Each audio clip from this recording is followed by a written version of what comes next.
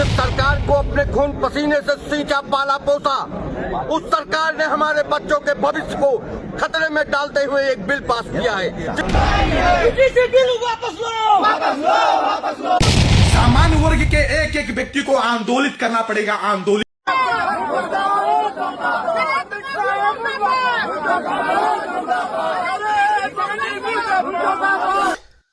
भारत में दो तबके में बढ़ गया है। अभी यूजीसी को लेकर के एक विवाद बहुत ज्यादा वायरल हो रहा है। एक तरफ 100 लोगों का कहना है कि यूजीसी से हमें नुकसान होगा, जबकि वहीं दूसरी तरफ यूजीसी का सपोर्ट करने वाले बहुत सारे लोग हैं। तो आखिर ये मामला क्या है और यूजीसी क्या है, इसके बारे में हम आज बात करेंगे। यूजीसी यूनिवर्सिटी ग्रांट कमीशन है, जो कि एक नया नियम लागू किया है। नियम है promotion of equity higher education institution regulation 2026। इसके तहत अगर कोई भी भेदभाव होता है, अगर किसी स्टूडेंट के छात्र के साथ में यूनिवर्सिटी में हायर एजुकेशन में अगर किसी छात्र के साथ में भेदभाव होता है, तो इसमें उचित कार्रवाई करने की बात की गई है। लेकिन वहीं पे एक तबका जो है स्वर्णों का, वो कह रहा है कि नहीं, इससे तो हमारे ऊपर ये दिक्कत आएगा, कोई झूठा केस लगा देगा। अब इस पे विशेषज्ञों का क्या कहना है, आइए वो हम देखते हैं।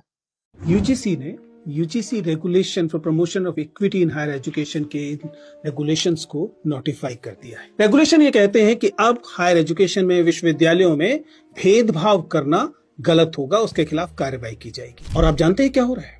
भेदभाव करने के हक के पक्ष में या भेदभाव के खिलाफ आने वाले रेगुलेशंस के खिलाफ लोग प्रतिरोध कर रहे हैं, वे इस पर आपत्ति कर रहे हैं। सच्चाई लेकिन ये है कि ये रेगुलेशंस नई नहीं है। मैं विश्वविद्यालय का शिक्षक हूं, मैं जानता हूं कि 2012 से इस किस्म के रेगुलेशंस हैं और इक्वल अपॉर्चुनिटी सेल पहले से विश्वविद्यालयों में था। पूरी दुनिया के विश्वविद्यालय ये कहते हैं कि विश्वविद्यालयों में इक्विटी होनी चाहिए, वहां पर ऐसे रेगुलेशंस होने चाहिए कि भेदभाव न किया जा सके। सच्चाई ये है कि अब हमारा समाज भेदभाव करने के हक के लिए लड़ने लगा है। यूजीसी के आंकड़े देखें तो बताते हैं कि यूजीसी खुद कह रहा है कि 118% बढ़े हैं डिस्क्रिमिनेशन की जो शिकायतें हैं वो। इसका मतलब कि डिस्क्रिमिनेशन इन हायर एजुकेशन में होता है। कौन नहीं जानता, हम जानते हैं। आईआईटी की स्टडी से आप पहले से परिचित हैं कि जाति देखकर अंक दिए जाते हैं, मेडिकल कॉलेजेस में जाति देखकर भेदभाव होता है, यूनिवर्सिटीज में जाति देखकर भेदभाव होता है और अन्य पहचानों के आधार पर भी भेदभाव होता है। इसलिए वास्तव में इस देश को समतापूर्ण बनाने के लिए स्वाभाविक है, इस बात की जरूरत थी कि रेगुलेशंस आए। और ये रेगुलेशंस क्या मांग करते हैं? ये रेगुलेशन ये कह रहे हैं कि अगर कभी भेदभाव होता है तो उसके खिलाफ शिकायत करने के लिए एक डेफिनेट कमेटी होगी और उस कमेटी का कंपोजिशन ऐसा होना चाहिए कि वो भेदभाव के खिलाफ वास्तव में जांच कर सके। ऐसा ना हो कि भेदभाव करने वाले समुदाय के लोग ही उस कमेटी में बैठे हुए हों। तो स्वाभाविक है, लोगों का कहना है कि इनका गलत इस्तेमाल हो सकता है, ये मेरिट के खिलाफ है। ये समझना मेरे लिए तो एकदम मुश्किल है कि मेरिट के खिलाफ कैसे हो सकता है। और जहां तक गलत इस्तेमाल की बात है, ध्यान रखिएगा, कोई भी एक्स्ट्रा ऑर्डिनरी लॉ, चाहे वो जेंडर जस्टिस के लिए हो रही हो, चाहे वो दहेज के खिलाफ हो रही हो, चाहे वो दलित उत्पीड़न के खिलाफ हो रही हो, वो एक्स्ट्रा ऑर्डिनरी लॉ होती ही एक्स्ट्रा ऑर्डिनरी इसलिए है क्योंकि अन्यथा जिनके खिलाफ यह भेदभाव हो रहा होता है वे बेहद कमजोर होते हैं। हमारे विश्वविद्यालयों में दलित समुदाय के शिक्षक और विद्यार्थी अभी कमजोर स्थिति में हैं। अगर उन्हें अतिरिक्त ताकत नहीं दी जाएगी तो ये भेदभाव लगातार बढ़ते रहेंगे। इसलिए मुझे लगता है कि हम तमाम लोगों को, ठीक तरीके से सोचने वाले लोगों को, इन रेगुलेशंस का समर्थन करना चाहिए और वे लोग जो इसके खिलाफ प्रतिरोध कर रहे हैं उन्हें समझना चाहिए कि देश संविधान से चलेगा। अगर देश संविधान से चलेगा तो भेदभाव जो है वो एक बुरी चीज की तरह ही पहचाना जाएगा, पहचाना जाना चाहिए।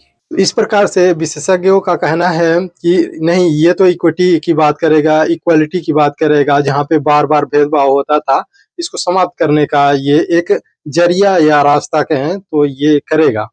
लेकिन वहीं पे एक तरफ जो स्वर लोग हैं वो इसका विरोध कर रहे हैं। आइए ये वीडियो देखते हैं। जिस सरकार को अपने खून पसीने से सींचा पाला पोसा, उस सरकार ने हमारे बच्चों के भविष्य को खतरे में डालते हुए एक बिल पास किया है, जिसका सबल समाज घोर विरोध करता है। बिल वापस लो, वापस लो, वापस लो।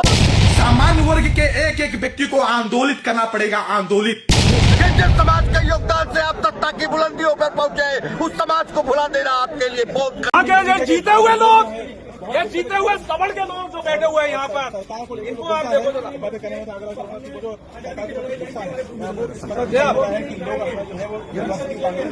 ये लो, भेज दो मोदी को, दे दो, ये दे दो मोदी को, ठीक है। ये हालत कर दी है हमारी, ये हालत कर दी, नंगा कर दिया सवर्णों को क्या। और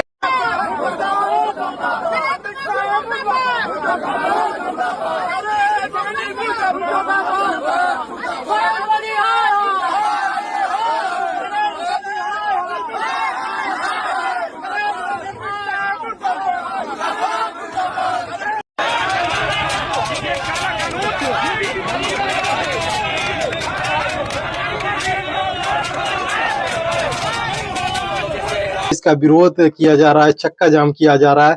वहीं पे दूसरी तरफ इसके सपोर्टर भी है, जैसे कि भीम आर्मी के आजाद चंद्रशेखर आजाद हैं, जो कि इसका खुल करके सपोर्ट कर रहे हैं और कह रहे हैं कि इसको हम सपोर्ट करते हैं और इसको लागू होना चाहिए भारत में। आइए देखते हैं वीडियो। अभी अभी यूजीसी के नए नियम आए हैं, बड़ी चर्चा हो रही है, बड़ा विरोध हो रहा है, और मैं आपको स्पष्ट कहना चाहता हूं, वही विरोध कर रहा है जो जाति के आधार पर SC ST OBC के बच्चों का शोषण करने का काम करता है, उनको अपमानित करने का काम करता है। इससे किसी को दिक्कत नहीं है, सिवाय द्रोणाचार्य के जो एकलव्य का अंगूठा काटना चाहता है, उसके अलावा यूजीसी के नए नियमों से किसी को दिक्कत नहीं है। और मैं सरकार को कहना चाहता हूं, चंद मुट्ठी भर लोगों की वजह से अगर यूजीसी पर फैसला वापस हुआ तो हम 85% बहुजन समाज के लोग सड़कों पर उतर के सरकार को बताने का काम करेंगे कि हमारे बच्चों के जो जितना जो है बड़ी बड़ी यूनिवर्सिटियों में सुसाइड और तमाम तरह के अटेम्प्ट हो रहे हैं, इस अपमान को, इस दर्द को हम लोग भूलने वाले नहीं है। ये चेतावनी मैं सरकार को देना चाहता हूं। इस प्रकार से और सोशल मीडिया पर भी तमाम तरह से वीडियो वायरल हो रहे हैं, जो ये कहा जा रहा है अगर यूजीसी लागू नहीं हुआ तो हम इसका विरोध करेंगे और इस पे हम धरना करेंगे। यूजीसी जो है कि इक्वालिटी की बात करता है, हालांकि लोगों का कहना है कि इसमें झूठे केस में फंसाया जाएगा या हमें इसका जैसे पहले से ही दोषी तय कर दिया गया है।